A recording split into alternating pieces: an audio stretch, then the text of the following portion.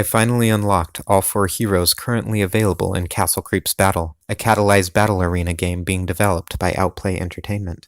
To celebrate, here are some basic tips for effectively using and fighting against each hero, along with some music to match them. If you like any of the song excerpts, you can find the full songs in the description below. I am the eye of the storm inside. I am silent and strong, just waiting for the right moment to strike. Coiled like a cobra. Mason is one of the easiest heroes to use effectively, which might explain his popularity. Currently, 22 of the top 30 players use Mason in their active decks. His guillotine is great for quickly taking out low-health swarms, and the guillotine can react faster than most anti-swarm options. When using it, be sure to draw the attack past the enemy creeps and towers you are targeting so that the guillotine can hit twice, once on the way there, and again on the way back. Also, be careful not to accidentally hit a dormant dwarven tower in the backfield unless you are ready for a continual stream of angry dwarves. When building a Mason deck, you still will benefit from having other area of effect cards like Blast and the Goblin Bomber, since hero powers have a long cooldown. The guillotine does proportionately little damage against units with moderate to high HP, so be sure to have a plan for countering those creeps. Don't waste your guillotine attack against them. I personally include magic towers, swarms, and high DPS cards like the Orc Berserker or the Alpha Wargs in my Mason decks to handle tanky enemies. When it's charged, I prefer using my guillotine rather than spending elixir to counter swarms. Sometimes, though, I need to save the guillotine to prepare for a push or to defend against specific enemy cards. If the enemy has 2 flying swarms, for example, and I only have 1 card ready that's good at countering them, I'll need to save my guillotine to stop the enemy from taking advantage. When fighting against a player-controlled Mason deck, be mindful about when the enemy hero power is charged. You can place swarms in the middle of the battlefield to split them down both lanes, hoping the enemy Mason will only be able to take out half with a guillotine attack. Try to draw out the enemy's guillotine with cheap swarms before committing your larger, expensive swarms to the battlefield. Have a backup plan for taking out tanks. The guillotine can take out swarms, but it's much less effective against the Orc Berserker or the Alpha Wargs, which have high enough DPS to be decent backup counters for enemy tanks.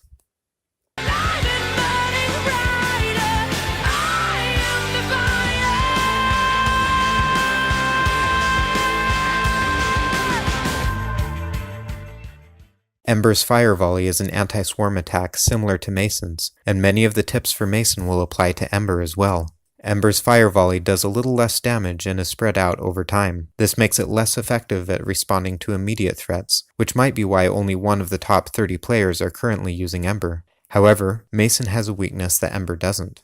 Mason's guillotine can only attack units that are already on the battlefield.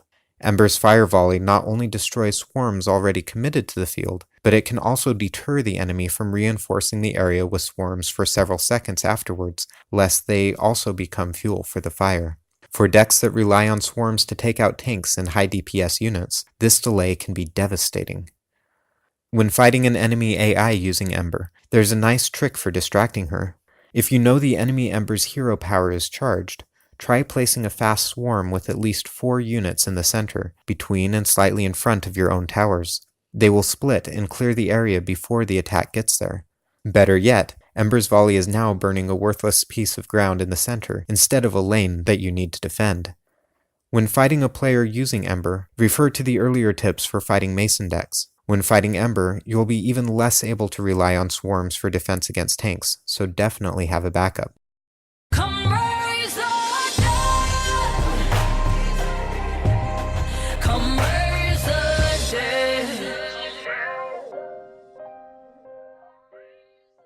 Do you like darkness, reanimated skeletons, anti-heroes, and punny flavor text?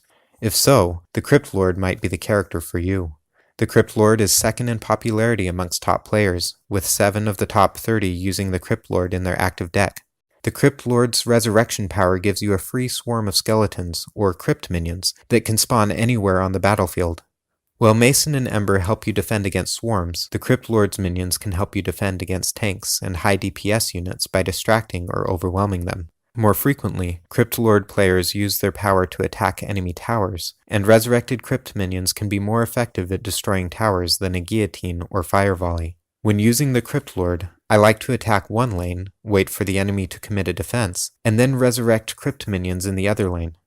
You need a bit more planning if you're going against an enemy cannon tower. Resurrecting crypt minions in a ring around the cannon tower helps a little, since the cannon tower can't demolish all them bones at once. Even better would be first to get the enemy tower to lock onto a distant, slow-moving tank like the Corrupted Knight or Ogre Brute before your crypt minions arrive.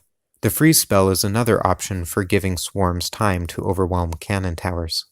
If you are switching to a Crypt Lord deck after using Mason or Ember, be aware that your deck is trading an area of attack ability for an extra swarm, so you might want to throw something like Spikes or the Forest Dragon into your deck to compensate. You might even choose to change which kinds of towers you use to include the cannon tower. When I'm using Mason to fight against a Crypt Lord, I often use my hero power to immediately counter the Crypt Lord's resurrection power. This effectively negates both hero powers, but then I know I'll never be caught off guard by a swarm of enemy crypt minions.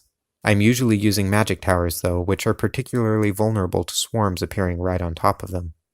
If the enemy Crypt Lord deck has an expensive swarm like the Goblin Air Force in their deck that your hero power is strong enough to eliminate, it might be worth saving your Guillotine or Fire Volley for that, as long as your deck has another way to counter resurrection, such as the Spike spell.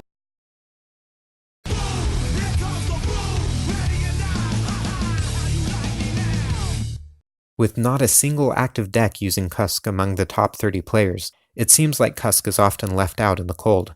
But then, Cusk hails from the snowy lands of the mountain orcs, and the cold never bothered him anyway. Cusk is perhaps the most difficult hero to use effectively. His hero power, Payload, launches a bomb that does a negligible amount of damage in a small area after landing, not even enough to take out a goblin these days, followed by significant damage after a time delay.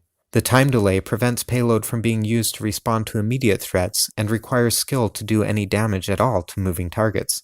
That said, when the boom hits, it hits hard. In the current balance, Cusk's combined payload damage is 40% greater than Mason's combined guillotine damage.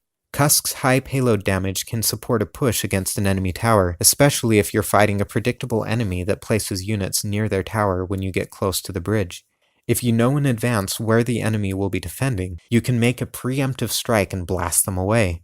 If your opponent starts to learn from their mistakes, Payload will still do noticeable damage against their tower while forcing them to be very careful with what they use to defend and where.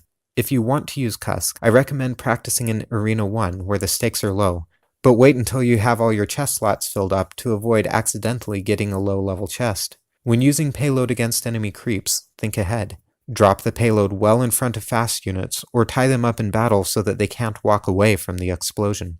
If you get really skilled and think far enough ahead, you can take advantage of Payload's knockback to buy some extra time at crucial moments. Cusk comes from snowy lands, so it's not surprising that the freeze spell pairs well with his hero power. If you need those blasted enemy creeps to stand still for a moment so you can blow them up, the freeze spell can help. It costs 4 elixir, so use this combination only when it really matters, or when you can support Payload with other damage. When Cusk helps you win, he appreciates you taking a moment to admire his ferocious victory dance. It is the coolest victory dance of any hero. Since the AI doesn't currently use Cusk's Payload effectively, and human players don't seem to use Cusk at all at my level, I can't offer any wisdom about fighting Cusk from experience. Avoid clumping units together if you can, though, which is good advice when fighting any enemy hero. Remember that you don't have to place units in the center of a lane. You have your entire half of the arena to work with. When you think the final nail is in, think again. You might have noticed that Outplay has teased a new hero coming soon. I'm excited to see what character they come up with and what powers they give them. What do you think about these heroes? Which is your favorite? Do you have any tips for using them? Or songs that come to mind? Let me know in the comments below. Please share this video with friends, and subscribe for future videos about Catalyzed Battle Arena games. Don't let the creeps get to you. I'll see you in the arena.